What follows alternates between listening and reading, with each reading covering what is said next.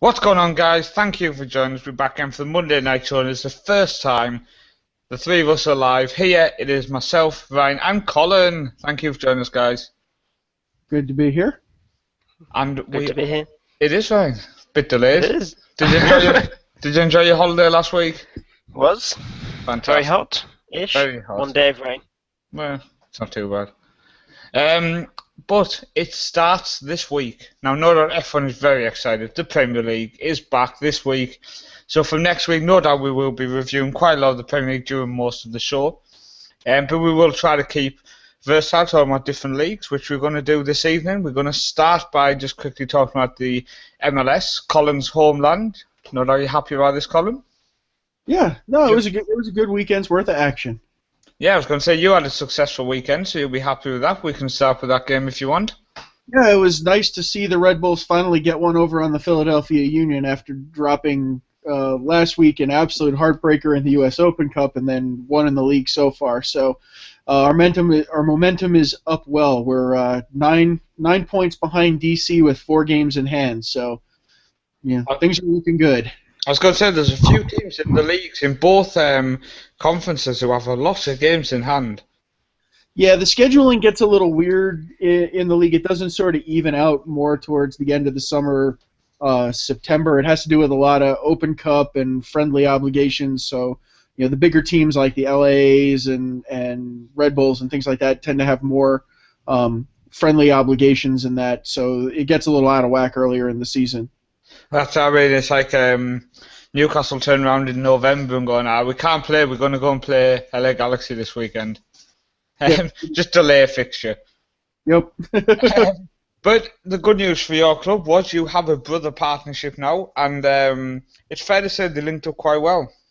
Yeah, actually, it was a really nice debut for Sean Wright Phillips. I think the assist he had to his brother for the goal was really quite nice. He had a good debut, didn't get hurt, which was nice. So all things considered, good first show. This week coming up will be because they've got a test Wednesday night with the Montreal Impact, and then the big game is Sunday night. It's a national broadcast here. The NYCFC is in town for its last game of the season against the Red Bulls, so that one's going to be fun. It's going to be a fantastic occasion. No, Lampard will actually start as well, which will obviously build up the interest in the game over here. Pirlo playing as well, that's going to obviously build it up. Sean Wright Phillips starting well for you guys. It's going to be definitely an interesting game. I'm certainly looking forward to watching it. So am I. We are eagerly awaiting going to the stadium to watch on that one. So stay tuned on Football Central, and I'll have picks from the game. Fantastic. But we'll actually jump over to the NYC game. They played Montreal. They lost the game 3-2. Lampard made his debut coming off the bench. But I thought it was clear to see Montreal turn up with a game plan, and that was to basically bypass the midfield of New York City. Their 2 goals to go 2-1 up, both balls over the top, and fantastic balls. They weren't just boot and hope. But it was clear that they knew if they bypassed the likes of Pirlo and the rest of the New York City midfield, which is their strongest aspect, midfield and attack, I mean, the defence is known to be weak. So they literally just threw pressure at them, Colin. I thought it was quite clear to see. Yeah, I actually thought it was a pretty fantastic strategy, and I think it's something that Jason Kreis is really going to have to wrestle with, because a lot of teams in the league have players with the ability to execute that kind of strategy, and I think Montreal put that on front and center. That a solid, well-placed long ball into space for quick wingers and quick forwards to run into is going to just absolutely maul NYCFC. I think the first goal as well through the legs of the goalkeeper and then a tapping out. I'm not a fan of the goalkeeper. I think he is not of a good enough standard as well as the defence. There is a lot of improvements needed in NYC, but it is their first year, Colin. They are going to no doubt draft in some defenders, you would think, over the off season. Yeah, I'd be interested to see how they approach the super draft going into the end of the year to see what they can do. Good news is, or bad news for them, one of the best goalkeepers in MLS is on the market in a surprise release from the LA Galaxy. Panamanian keeper Jaime Pinedo released from LA, but rumor was that he wanted a DP contract, and LA is maxed out on those, and NYC is now too with the bringing in of Pirlo. So my guess is something that could help them a lot is probably no longer on the market and available for them, which is probably just a little disappointing. I think it was quite a strange move when I saw he'd been recently linked with Donovan Ricketts. Yeah, I mean, Ricketts is a former Galaxy keeper, so I think the fit back was one of those, okay, we've got somebody familiar with the club, so hopefully he plugs in and gets into the groove quickly. I think Pinedo going for the mutual, contract termination probably has a lot to do with, attempting to overplay his hand for value coming out of the Gold Cup. I mean, he did have a very, very good Gold Cup that helped, Panama get as far as they did, but I'm not really sure he's worth the value that's in his head. I mean, he is very good, but I'm not quite sure he's as good as he thinks he is. But we'll have to see what happens. I think he'll definitely be thinking twice next time round before he asks for a higher contract. Well, greedy footballers, what do you expect? Indeed.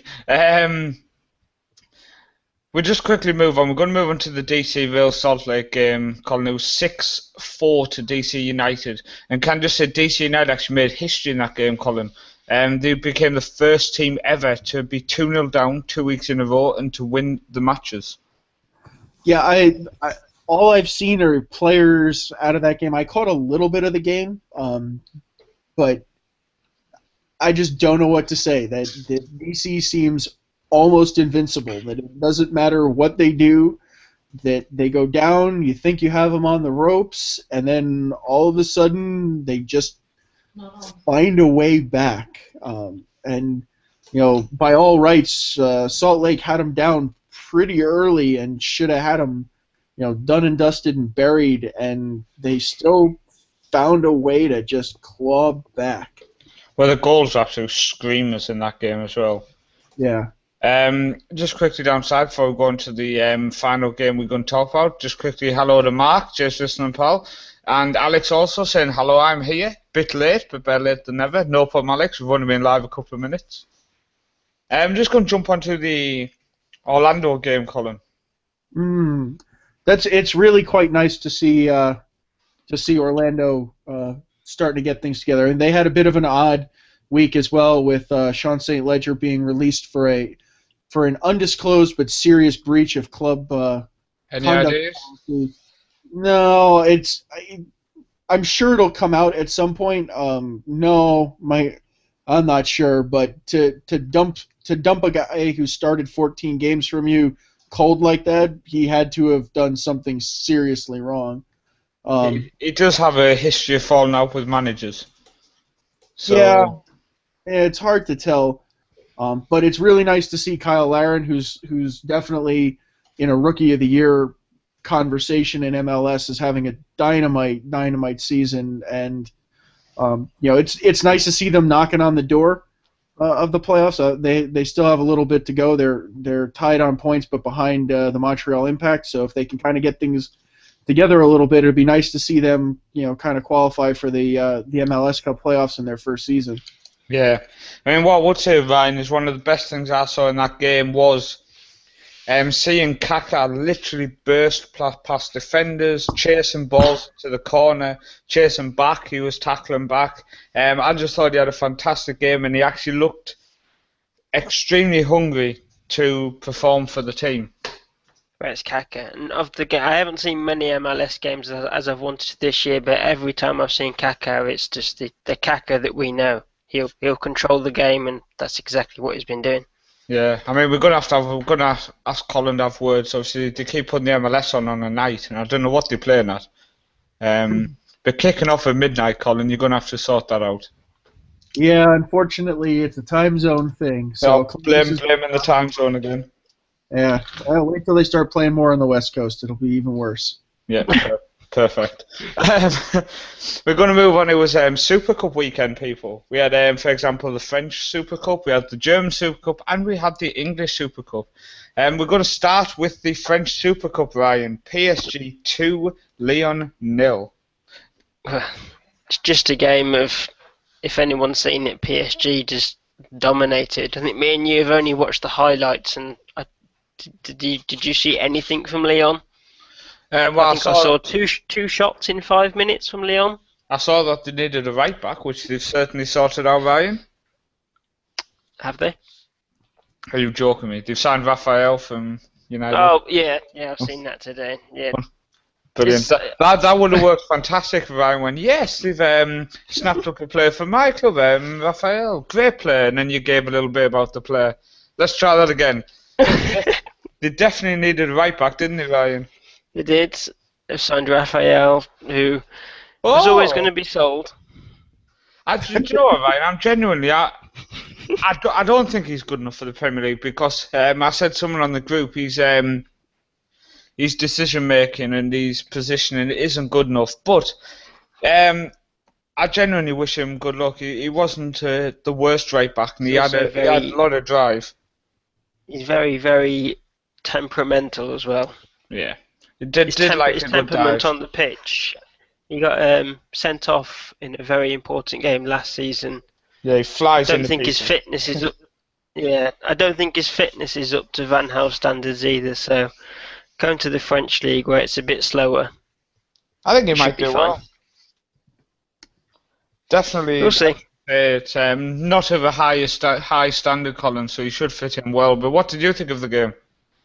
I think it was, like you guys had mentioned, it was an all PSG affair. It's hard to tell a little bit, if Lyon. It was billed going in, at least here, that it was going to be a much more competitive match, and this was an opportunity for Lyon to kind of show up PSG and kind of say, look, we're on the scene for a long campaign with you, and we're going to be in the conversation. I think if that's the case, that game said that PSG was A, not bothered, and B, not worried about any of it. They ran the show. It could have been a much worse scoring than 2-0. I think that at some point they got bored with being so in control and just took their foot off the gas. I think every single one of us wants to see a competitive league. It's not a fun league when there's no competition. So hopefully clubs can step up, or hopefully PSG with overconfidence slip up. Obviously you like to see clubs do well, and it is good to see different clubs instead of the likes of Real Madrid, Barcelona, Chelsea, Arsenal, United. Yes, PSG have the money, but it is nice to see a French club do well in the Champions League, for example. But on the other hand, you don't want to see a club just buy the league and win it every single year. So you've got to kind of find the nice balance there. Yeah, I'm hopeful that either Marseille or Monaco can put something more serious in this season, but we'll have to see how it shakes out. Well, when you've got PSG is signing Di Maria, Ryan, from Manchester United, and Marseille signing Diaby from Arsenal, I think it's showing the levels them teams are at. Yeah, there's old teams in the French league. There's a team in the second tier who used to be quite good many years ago. So who knows? Maybe something might happen that's happened in Marseille, and La Poursuivie might come out of nowhere. I'm just wondering where you went with. Are you going to name that club, or are you just teasing us? There's a club in the second tier. There is a team. I just can't think of the team name. I'm going to have to go research. Okay. There's a team in the second tier. They were good, but we're going to tell you nothing else. Auxerre in the second tier. In 2001, they finished runners-up. I think that's the team. I know my knowledge. I've managed them on Football Manager. But let's go on to the German Super Cup. Now, Wolfsburg won it, and I think there's only one thing to say to yourself, Colin, which is Lord Bentner. Do you know what? I turned it on because I'd heard he scored the equaliser. I was like, the Super Cup's on, I'll flick it on. So I flicked it on, it was just going to penalty shootout. But when I saw him walk up for that fifth penalty, I thought, you know what, that guy's... I'm surprised his head can fit through doors. Um, Yeah, I would disagree, and that game certainly did absolutely nothing to help that problem. the fact the manager dropped him in pre-season due to his attitude. Oh, I bet the manager was thinking, God no. Yeah, that's one of those ones where you're standing on the sideline going, "Please, for the love of God, let us lose this, so I don't have to listen to this." It's like, oh, we've won the Super Cup. I'm going to have to put up with this guy. Yeah, But no, fair play. I mean, he has the confidence, let's say that, and he certainly delivered on the day. yeah, it was an interesting game. I watched a good chunk of it. I didn't catch all of it. I watched most of the second half and a little bit of the end of the first half. Bayern looked a lot more in control than you know than anything else. It didn't feel very balanced, but I think something that was definitely apparent was Wolfsburg wasn't stopping. They weren't slowing down. They kept pushing. They were trying to make adjustments. And from about midway through the second half, you could feel that there was a goal in the game. It was just a question of whether or not they could make it happen in time, or Bayern was going to catch them trying to be creative. So it was a good game. I'm not sure it was super telling for the season, but it was nice to watch somebody get one over on Bayern. I genuinely think Bayern are not going to win the title this year. Coming up near the end of the season, they didn't look the strongest, and I don't know about yourself, Ryan, but I've just got a feeling I think they might slip up this year. I know, but we're judging that on. It's just like Colin said there. The games, they're not that tasty.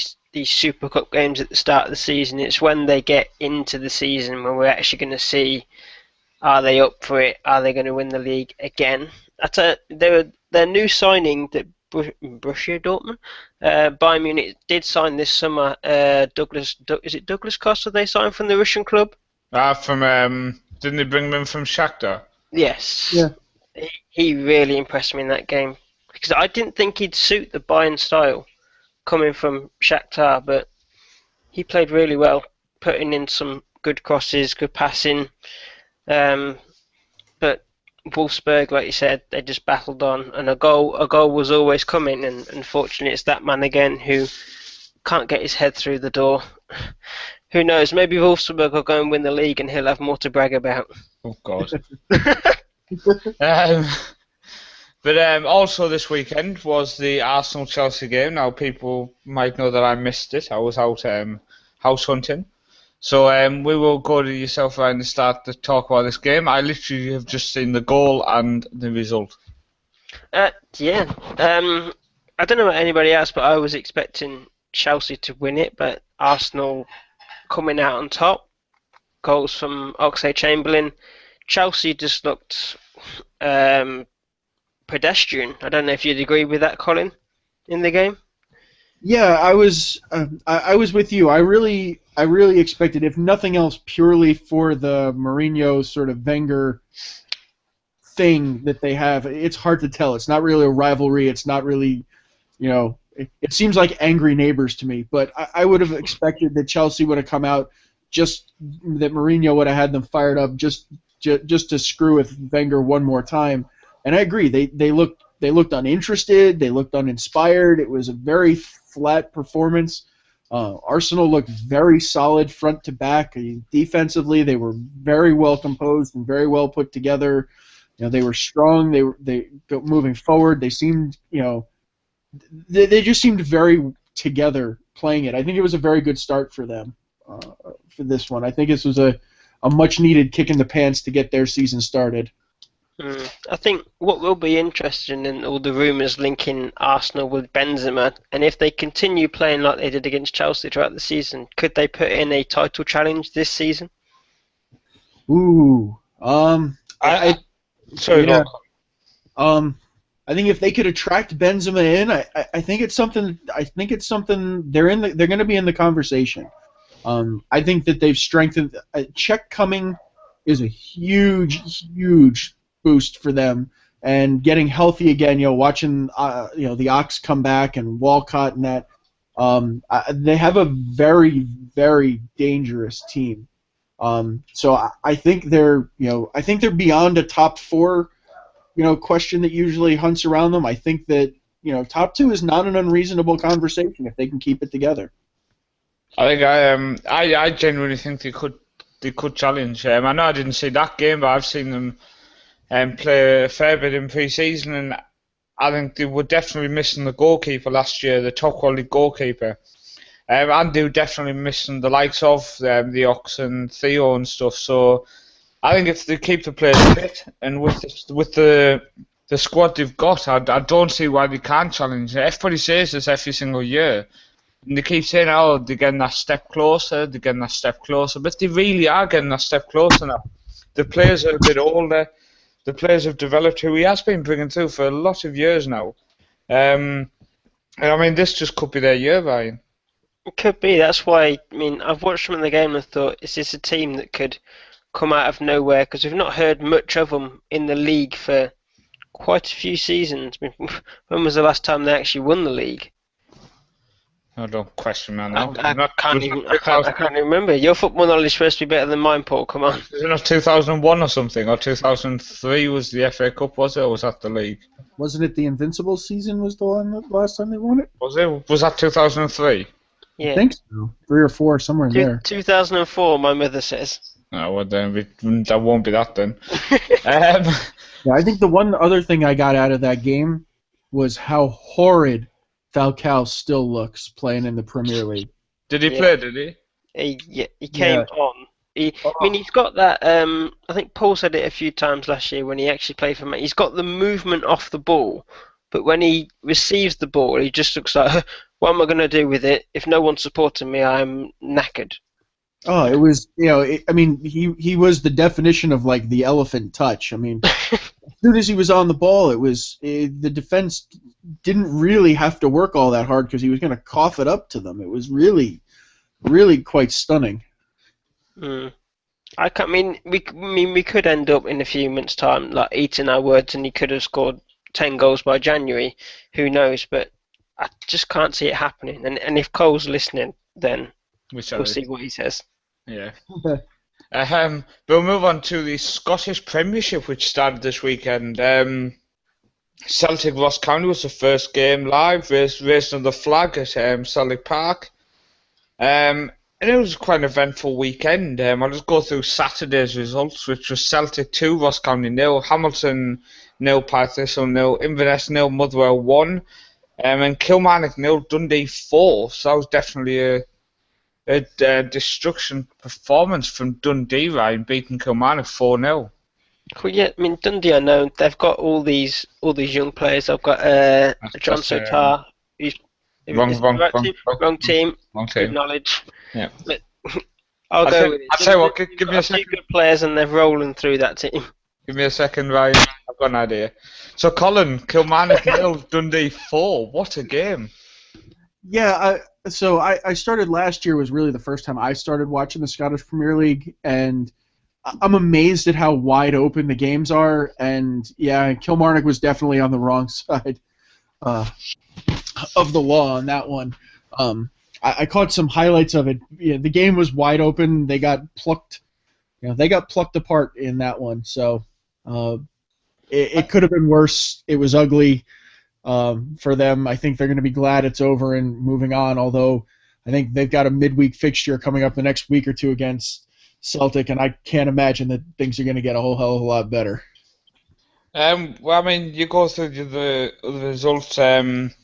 Inverness slipping up at home to Motherwell was a shock to myself. Inverness had fancy for third this year. Even they could possibly push up in the second if they can get past Aberdeen.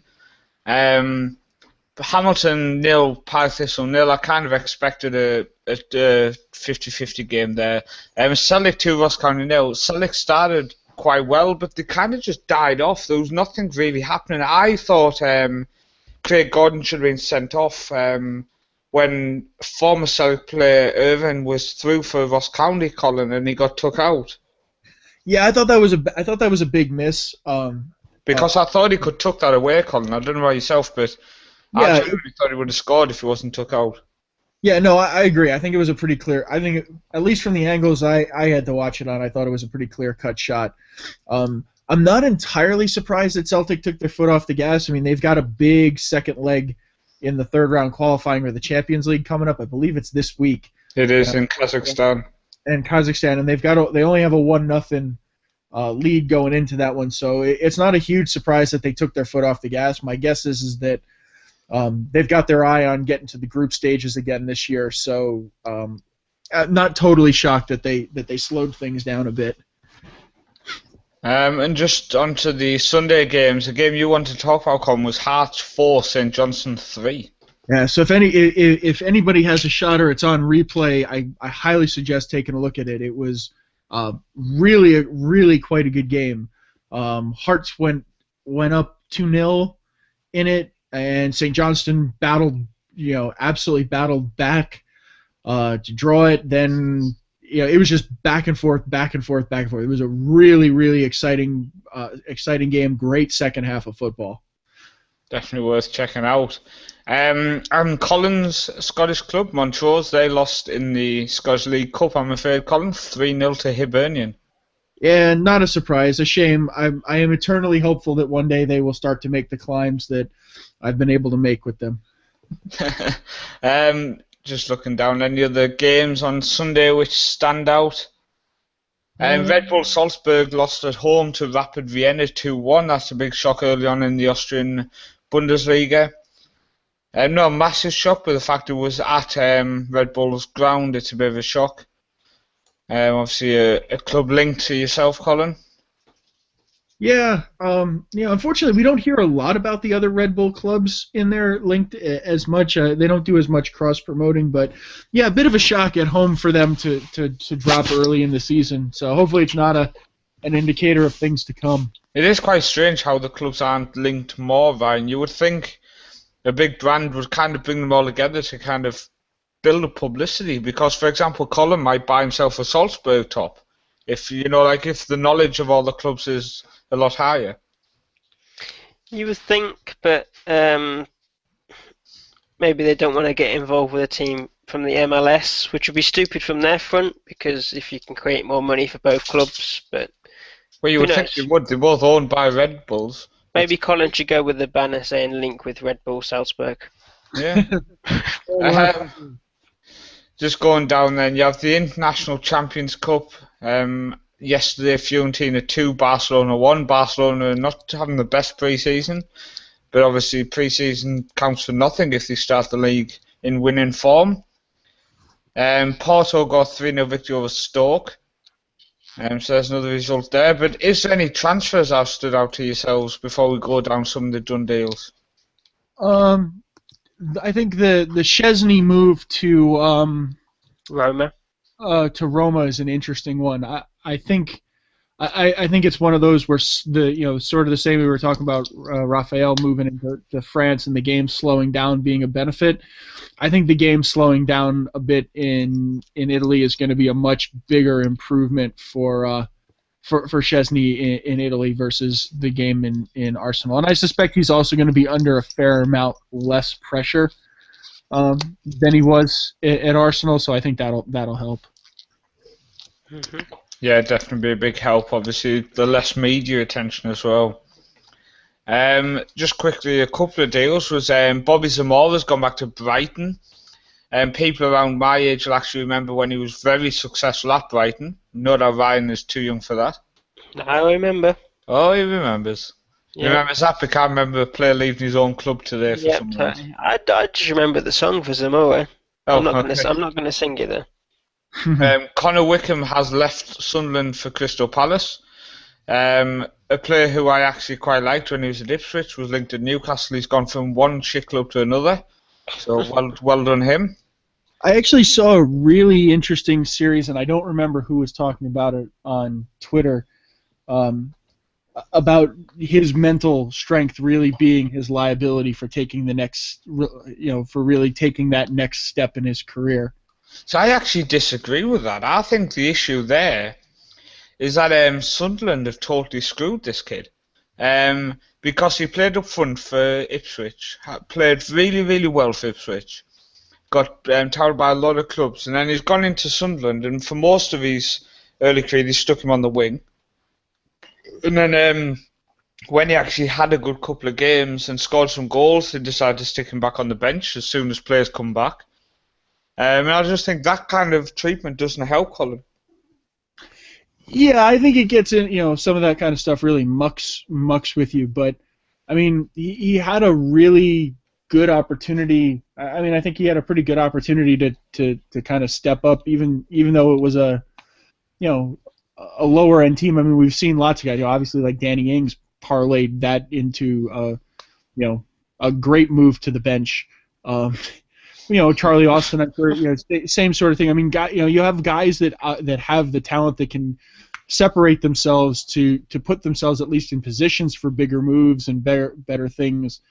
And he just seems to have floundered around, unable to make that leap. Yeah. But we'll jump on. Ryan Crewe have signed Ben Nugent from Cardiff, a very good young central defender. It is. And Crewe, they're known for signing not many players because they like to develop their own players, but League One is a league where you need to bring players of experience in, and he's got that experience. He's actually an ex-Coventry player as well, so he'll be playing against Coventry this season. Yeah. If Crewe haven't gone down, have they? Crewe haven't gone down, no. No, so he'll play against Coventry this season, and he's actually it'd be a good centre back for League One. I think so. Wolves have signed well-known Football Manager lover Adam Le Fondre on a season on loan from Cardiff. He was obviously linked with Bolton fans doing a petition to raise money to sign him, so they'll know I'll be disappointed there. Edin Dzeko's moving close to move to Roma, which is obviously going to be a great deal for him. Yeah, I'm looking forward to these. Go on, Colin. I'll say my point after. I'm actually really looking forward to, I think, the Serie A season. I think that the race at the top is going to be a very different affair than it's been the last couple of seasons. I think Roma's doing a nice job of strengthening. Napoli's a strong club. Fiorentina's, when they decide to get their act together, is a pretty good one. There's some good clubs. I don't think Juventus is going to have the same walk that they've had the last few years in that league. Italian football bores me.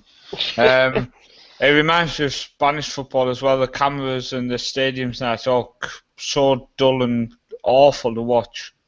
I think we've discussed this before in the past. My opinions on that. A poor camera and a poor presentation of the football, so you end up viewing it where it looks like it's from the 1920s. It's frustrating.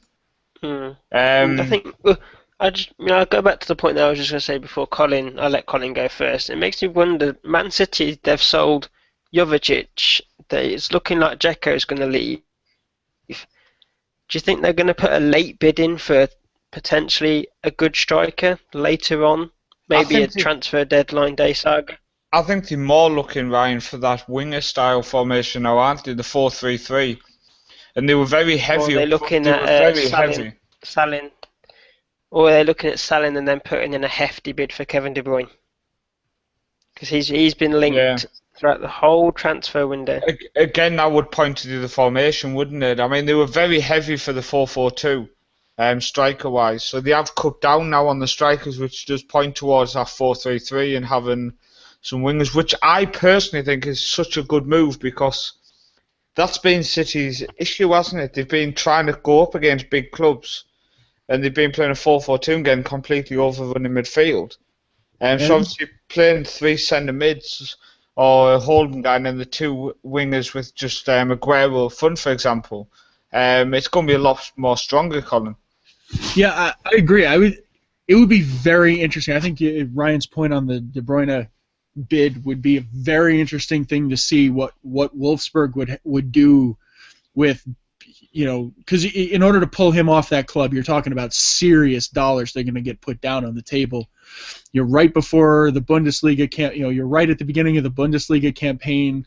I agree. If it happens, it's going to be late or near a deadline day thing. That's a tough decision for a club to make with that kind of cash. Potentially with that kind of cash sitting on the line there. I think that would be very interesting. I think it'd be an interesting fit to Man City. I agree. I think they need to get out of whatever archaic mold Pellegrini had in his head about the way the game should be played. It's not the way that they were playing it in England, and he was getting walked all over. So it'll be interesting to see what the 4-3-3 looks like as long as Aguero stays healthy up front and they can really find some speed on the wings. Yeah, I mean, I'm looking forward to it. With the likes of Sterling and Navas and De Bruyne, if he comes in, they're definitely putting together a decent side. Obviously, a lot of people aren't big fans of City because of the way they are just spending money, but at the end of the day, that's how football's won now, isn't it? I mean, you're not going to win the Premier League doing a crew. And don't go, it would be amazing to watch. I think everybody would love to see that. But at the end of the day, it's not as possible now, is it? No, and I really think City's key to the season is sort of similar to what happened, to them from last year. Is that, I think Aguero staying healthy, Vincent Kompany has to get out of whatever funk he was in at the end of last season, and then, obviously he and Di Michaelis need to get back and click again, because if they're on different pages, it's just not going to work. And then Mangala, I don't know that was just bad selection in that transfer, because he's Indeed. shocking at best. It's Di Michaelis is no better. No, but he got better. Yeah, he post World Cup, he and Kompany seemed to click better. I mean, I agree, it wasn't great, but they seemed to click and were more functional together, and then it kind of fell off the rails. And if the center backs go off the rails, you're done. Doesn't matter how many goals you score, you're going to be chasing the games all the time. Exactly. But it is going to be interesting to see. It's definitely going to be an interesting run-in. I think we're going to do it different this year. We're actually going to give ourselves the opportunity to give our season predictions properly this year. And we're going to actually do a special 5-minute show later this week where it'll be a recorded show where we just give our predictions, guys, for the Premier League. 1 to 20. Yeah, basically. I think it'll be something different to do. We might throw in who we think is going to do well in the European competitions and the FA and League Cup. It's just going to be a little small recorded show, and I just think it'll be a good way for people if you want to look back and see what our predictions were to what the actual results are, and there'll be a special show just for that. So great. We can memorialize how lousy I am at picking. Exactly. It'll be on its special own show just to see exactly how bad you are doing it. Oh, awesome. Don't worry, if your predictions are really bad in the first 10, we'll just switch you for your misses for the final 10. No problem. She can give the second half. As long as she puts Newcastle first. Yeah. No, I don't think anybody on this planet could put Newcastle first. Well, turn the table upside down. But yeah, show's over for tonight, guys. And I thank everyone who's tuned in, listened live, and everybody who listens back during the week or during the weeks to follow. Me, myself, and I, and Colin and Ryan will see you all next Monday. And we'll see you later on in the week for this recorded show. Thank you, people. Bye, everybody.